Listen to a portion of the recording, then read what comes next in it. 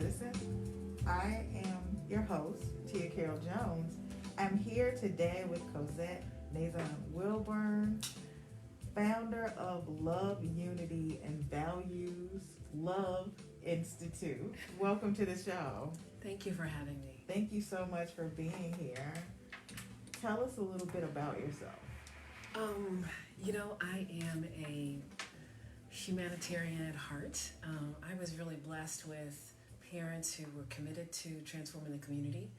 So it's not a surprise that I grew up and wanted to do the same. Okay. And that's what was the impetus for founding LUV Institute. At the time, there were a lot of young people struggling with social-emotional learning competence, Okay. and it was impacting their ability to navigate the workforce. And we were also facing sort of two things at the same time. Those kids coming into the workforce without skills, and then citizens aging out of the system, meaning they were looking to retire. And so we saw this as an opportunity to start to bridge the gap and to give young people the tools that they needed to be able to successfully enter the workforce. And so when you talk about those tools that they need, what do they need? Well, our unique formula at LUV Institute combines brain-based strategies and restorative justice practices as a pathway to helping them to achieve that social-emotional competency. And then we pair those with practical life skills. And that has been really helpful in helping our kids be a lot more successful. What's interesting is that even the addition of art has really a cathartic effect on them. And kids are now able to identify their values, stand inside of their culture, and use that to make decisions about how they see their future. What is the mission of the LUV Institute, and how does it give back to the community? At the source of what we do, it is really a social-emotional learning approach to college and career readiness for young men and women of color who have experienced some level of trauma. Okay.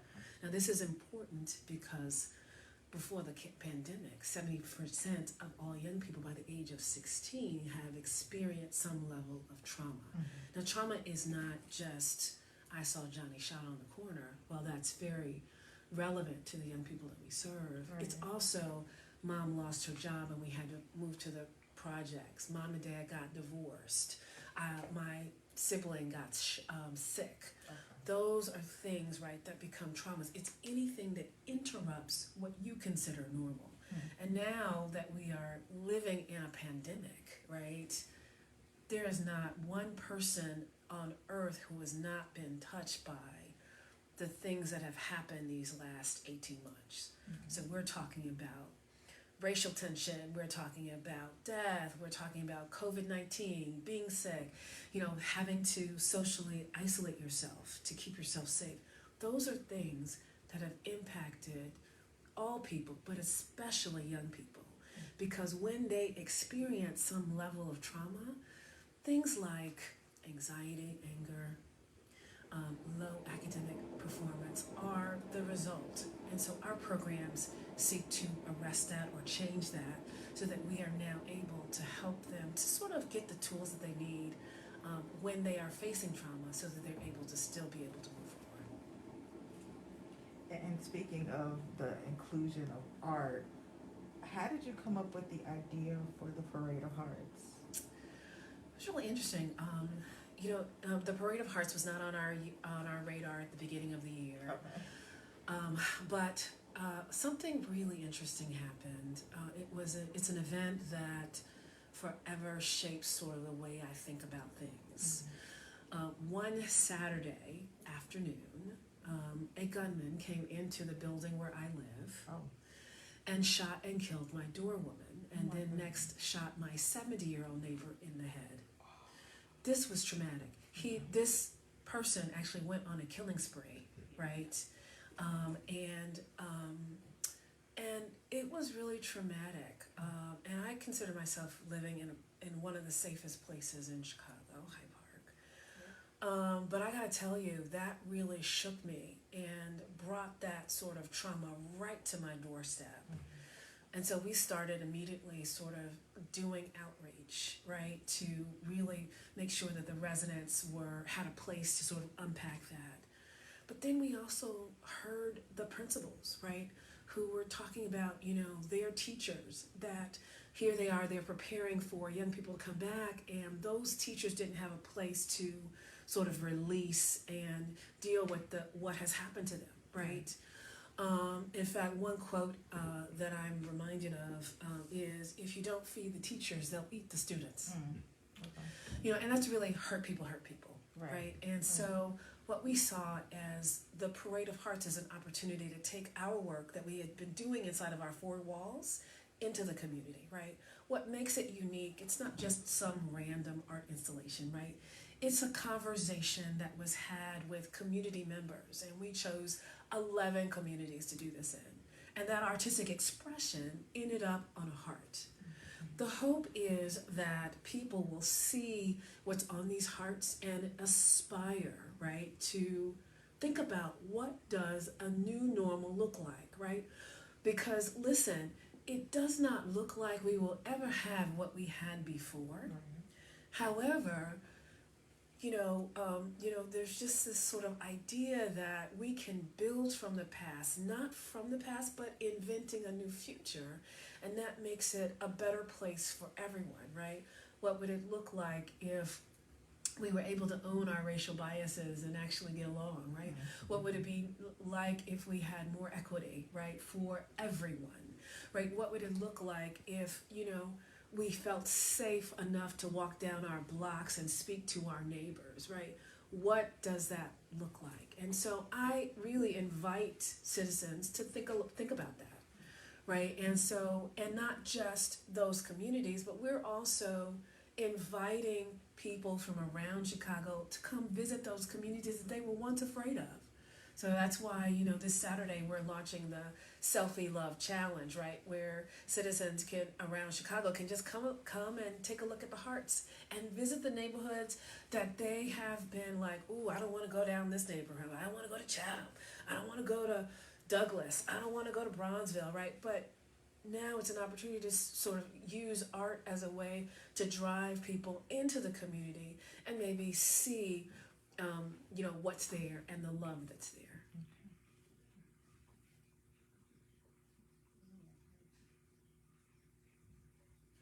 And why is an initiative like Parade of Hearts important to highlight young artists from underrepresented communities?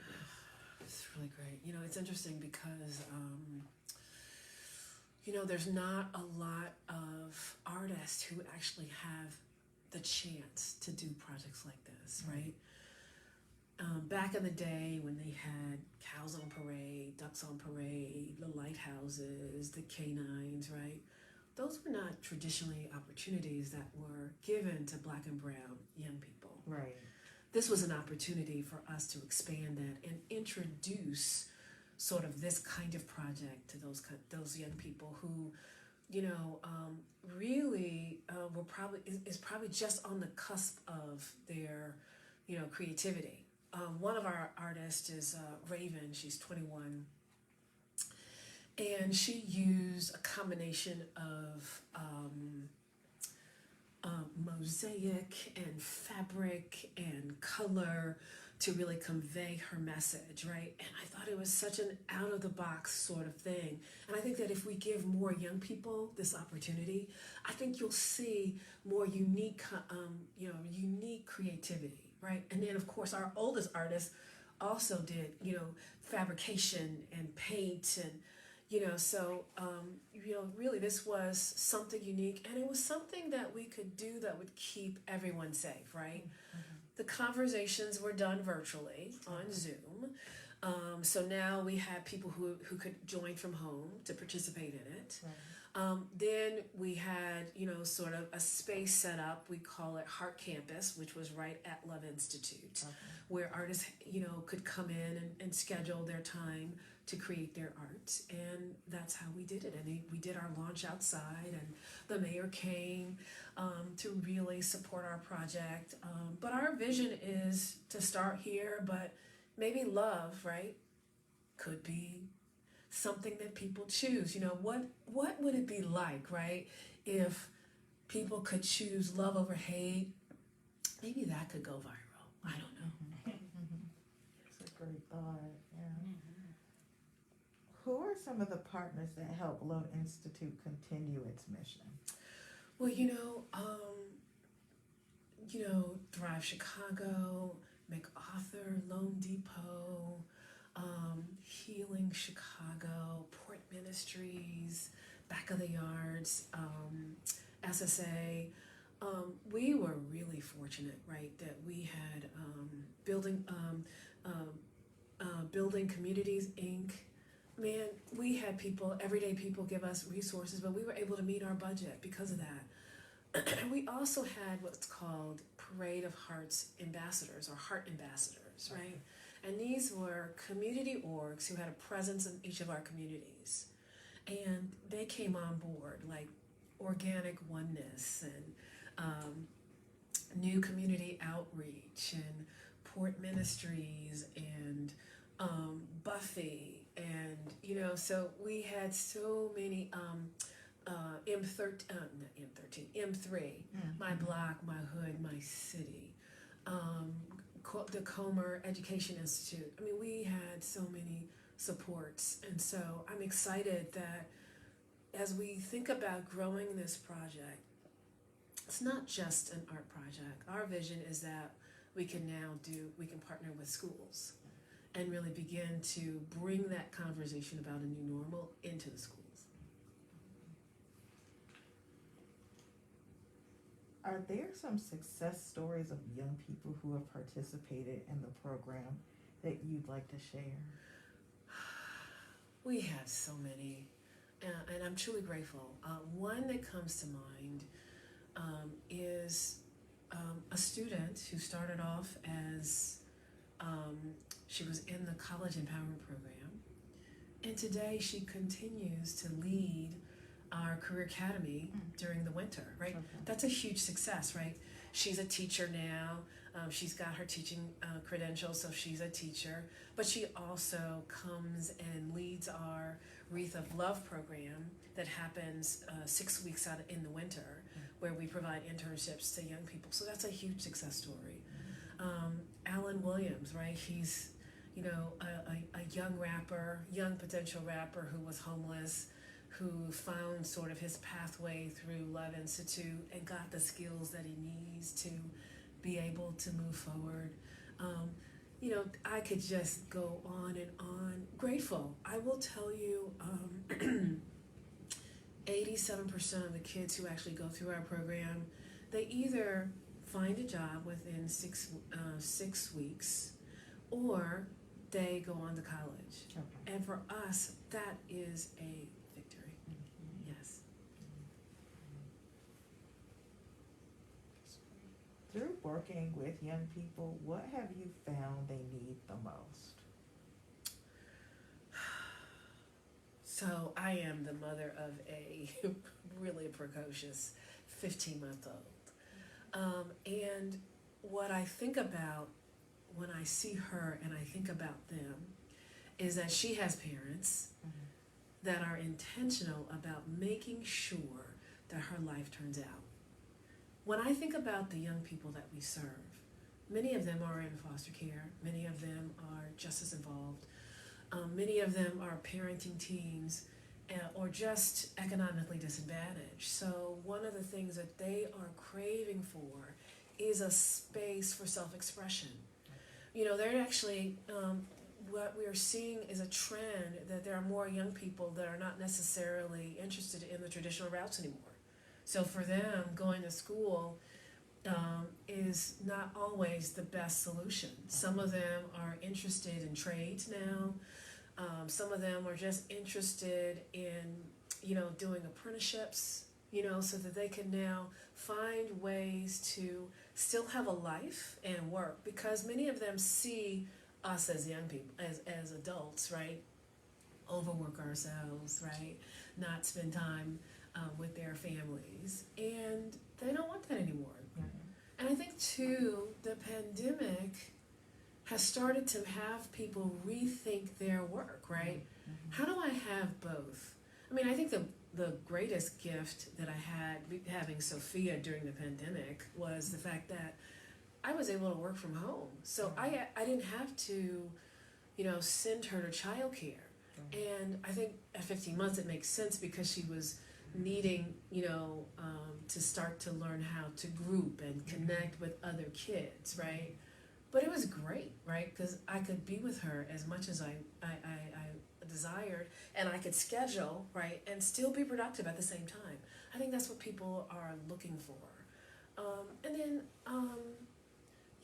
our young people are looking to be heard. Studies show that young people are actually more ignored, or young people have the experience of themselves that they're not heard, right?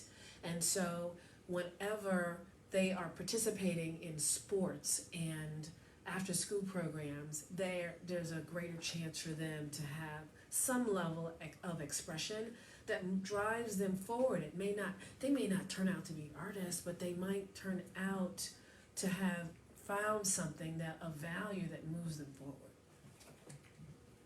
I hope that makes sense. Yes. What's on the horizon for the LUV Institute? Well, you know what? A few things. So at the core of what we do is college and career readiness. And so our vision is to introduce some career verticals, right? So that's what our new efforts are. That's part of the strategic plan, right? Is to now drive young people into jobs that they hadn't even thought about yet, right? Solar PV, healthcare. So we are really looking to carve out our niche in sort of creating a new kind of radical service.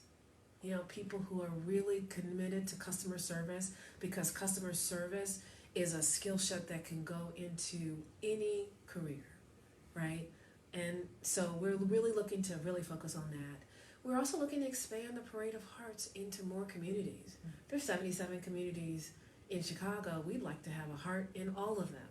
And so our hope is that we will continue to partner with organizations that will help us to do that. Because this whole conversation about love, most people think of love as, not as important, right? What does love have to do with it? Well, I would assert that love has everything to do with it. We don't talk to our neighbors, right? Because we don't know what love looks like. And I think if we begin to sort of teach people about restorative language, like what is it to really stay connected and be connected, I think we have a greater chance of having a safer and healthier Chicago. So, what does love look like to you? That's really great. I talk to my neighbors. I even talk to the people that I don't know. And that's what, my crude definition is probably accepting someone for everything they are and everything they're not. Okay. And that's really important because, we often try to change people and turn them into what we want. But what would it be like if we just accepted them for who they are and really found our place in that? That's a real opportunity. And so my personal legend, right, is to really be a bridge to unlocking what that looks like, and really connecting it to the possibilities that exist with potential, especially for young people. Where can people go to find out more about the LUV Institute? Easy. www.luvinstitute.org. We've got lots of things on the horizon. Our next big push is Wreaths of Love. And that is when our kids actually decorate communities, and customers can buy a wreath just for themselves. So yes, www.luvinstitute.org, and we have our social media handles, LUV Institute, very easy to find. And we're always looking for volunteers and partners who are helping us to fulfill our mission. Great. Before we wrap up, is there anything else that you'd like to add? The one thing that I have learned this summer, and having lived through these last 18 months, because I won't say we're post the pandemic because we're still in it, is that love can change lives. And if we can stop to say hello to someone, to speak to someone, and start to ask questions as opposed to accusing people, why are you late? No, is everything okay? Mm-hmm. There's an opportunity to really create a connection that goes beyond that first meeting. Great. Love Thank you so can much. change lives. Thank you.